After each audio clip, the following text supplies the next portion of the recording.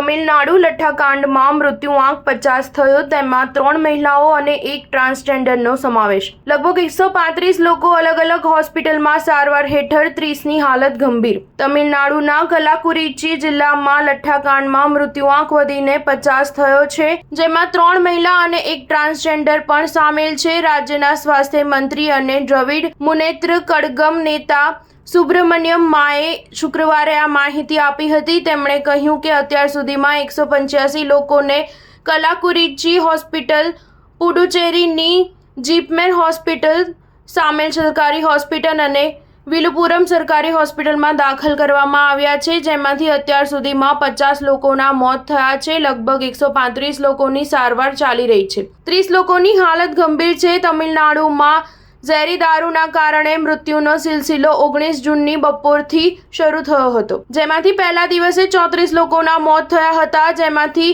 24 એક જ ગામના કરુણાપુરમના હતા। 20 જૂને તમામ મૃતકોના એક સાથે અંતિમ સંસ્કાર કરવામાં આવ્યા હતા। 21 જૂને મૃત્યુઆંક 47 પહોંચ્યો હતો। અહીં લઠ્ઠાકાંડ મામલે દાખલ કરવામાં આવેલી PILની સુનાવણી દરમિયાન મદ્રાસ હાઈકોર્ટે તમિલનાડુ સરકારને ફટકાર લગાવી હતી।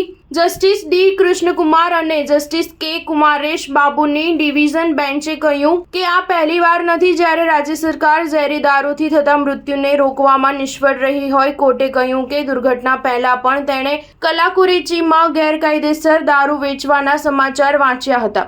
કેટલાક યુટ્યુબર્સે પણ તેના વિશે વાત કરી હતી। નેશનલ હ્યુમન રાઇટ્સ કમિશને મે મહિનામાં આ અંગે તમિલનાડુ સરકારને નોટિસ પણ પાઠવી હતી। કોર્ટે કહ્યું કે આ મામલો લોકોના જીવન સાથે જોડાયેલો છે, આથી કોર્ટ જાણવા માંગે છે કે પોલીસે ગેરકાયદેસર દારૂના વેચાણને રોકવા માટે શું પગલાં લીધા અને કેટલા કેસ નોંધાયા। આ અંગે રાજ્ય સરકારને રિપોર્ટ દાખલ કરવા સૂચના આપવામાં આવી છે। આ કેસની આગામી સુનાવણી 26 જૂને થશે। સ્ટાર ન્યૂઝ 7 હંમેશા સચ્ચાઈની સાથે।